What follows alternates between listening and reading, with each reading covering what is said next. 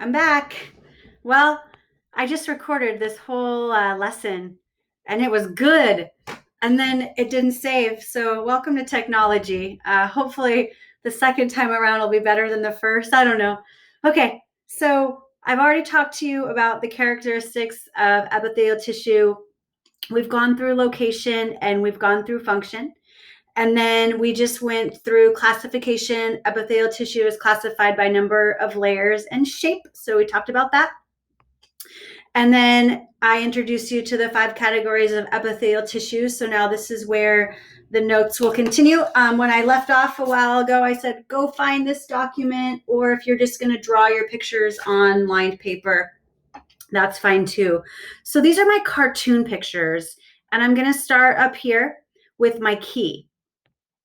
You're going to notice in all of the lecture notes that I color all the time. I just think it's really helpful to add color. So my basement membrane is still purple, like I introduced in the beginning of the notes. Nuclei, blue, light blue, dark blue, it doesn't matter. My connective tissue will be red. The lumen, or the space inside of the tube, will be yellow. And then goblet cells, light green. Get those color pencils ready. Okay, so don't laugh at my pictures. These are my cartoon pictures. Yours are going to be better. But essentially, you are taking pictures from the textbook, or if you wanted to use the internet, and this is where you are first learning about the specific types of epithelial tissue and drawing them out. So simple refers to one layer, square refers to scale-like. So simple squamous is one cell layer thick, and the shape of the cells is squamous, scale-like. Notice I have my red connective tissue there. We'll learn more about the connective tissue in our next section. Let me find my purple here. The basement membrane, here's the basement membrane. So remember, the basement membrane is the non-living portion that connects the cell to the underlying connective tissue. And then I have my squamous cells there. There's a picture on page 93. That's what this number refers to in the textbook. And I just put one location and function, but be sure you put more time and effort into your locations and your functions. Simple squamous is located in the alveoli, which are the air sacs located in the lungs. Primary function is diffusion of carbon dioxide and carbon dioxide and oxygen. So remember, structure reflects function. In order for diffusion to take place, you would need a thin layer of cells so oxygen and carbon dioxide can diffuse in and out of the cell membrane or the phospholipid bilayer. Think back to biology, guys. Here's a student example. So you can decide what type of pictures you want to draw. The student chose to do an aerial version, so a version looking down. Notice it is still simple squamous. Those cells are tightly packed together, but it's one layer. And then the student put a lot of time and effort into location and function. I think during class today, I actually said for the lab component of this, you could draw pictures, but I forgot you're already drawing these pictures. So when you do get to the lab on epithelial tissue, you'll most likely just be inserting pictures from the internet. I'm going to be going back and forth a lot too with my screen here, so I apologize for that. But I also uploaded, here it is. I uploaded a picture from the textbook too. So if I was doing this lecture in class, I would be putting my textbook underneath the hover cam. So here is the picture you're going to see in the textbook. Again, notice the basement membrane is here. This in purple, the basement membrane. And then notice these scale-like cells, one layer thick. So that's simple squamous. Next is stratified. So I'm going horizontally here. Simple is one layer, stratified is many layers. And so you'll notice the main difference here between simple and stratified squamous. Stratified squamous has many layers. Structure reflects function. So because stratified squamous has so many layers, its primary function is protection. Stratified squamous comprises the mouth, the skin, and the throat. So this is what your epidermis is made out of. I have a little star here. Let me kind of highlight it. I just wanted you to note here that, let me do that not in green. The bottom layer of stratified squamous is cuboidal shaped, but then as we see the cells getting pushed farther upward. That's due to mitosis is occurring at the bottom. The new cells are growing. As the new cells are growing, the older cells are getting pushed upward and they're flattening out and they're becoming scale-like. And so the cells can change shape. They're actually becoming flatter because they're being filled with a protein called keratin, which is found in our hair, skin, and nails. And that process is called keratinization. All right, simple, stratified. Look at this picture. Yeah, that's way better than mine. So there's a artistic rendition of stratified squamous. And the textbook is right here. So this is actually what you would have seen underneath the microscope. I wish we can look at the microscopes. Notice the many layers. I'll find my purple here so I can highlight the basement membrane. So again, the basement membrane is here. And then you see the many layers of stratified squamous. This is actually 5 different layers of the epidermis we'll learn about in our next unit, dermatology, stratified squamous. All right, we're moving on to cuboidal.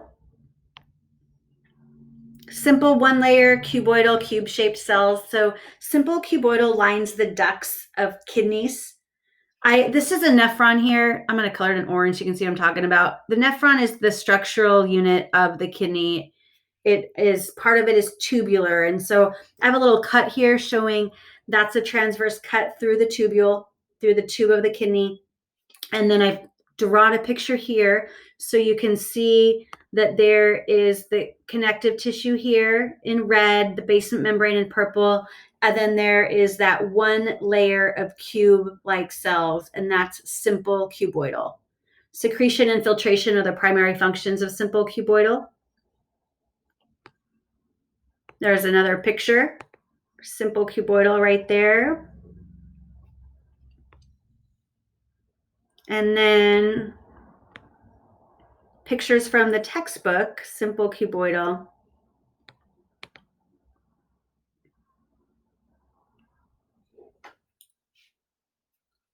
Let me see, it helps to do the basement membrane. So the basement membrane would be right in here. And I think maybe if I color the lumen. So the lumen is the space inside of the duct or the tubule. And so you can see that 1 layer of cube-like cells, simple cuboidal.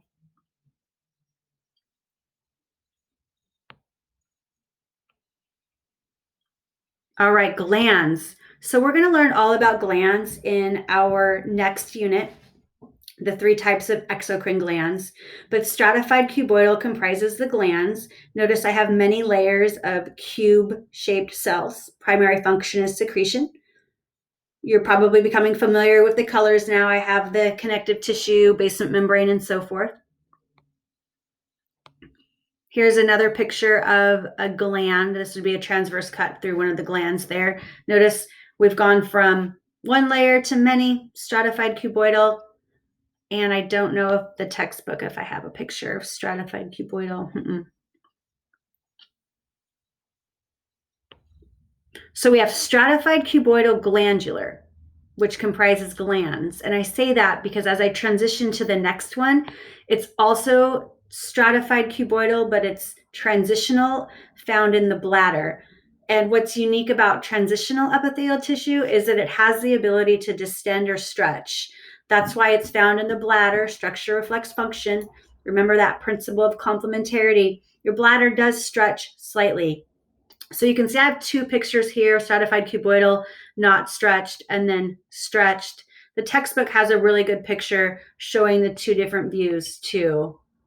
So you can see stretched versus unstretched there. And this is one of the pictures from the book here. This would be unstretched. So stratified cuboidal, transitional, found in the bladder. It has the ability to distend or to stretch. All right, what's next? Simple columnar. So 1 layer of column-shaped cells. Maybe this is a picture up here, this blue arrow showing this could be the intestine. And I've just taken a little piece of the intestine here and kind of blown it up there so I can see it better. So I have the underlying connective tissue and basement membrane, one layer of column-shaped cells, so simple columnar, and you can see the lumen there.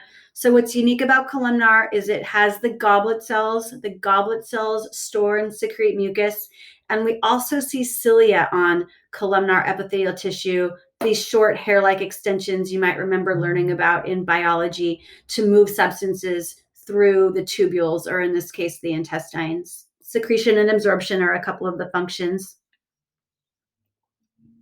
Stratified columnar essentially looks similar, except it's made up of more than one layer of column-shaped cells.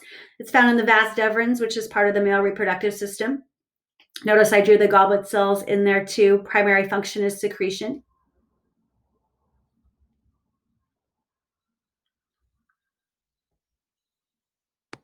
So here was the picture of simple columnar.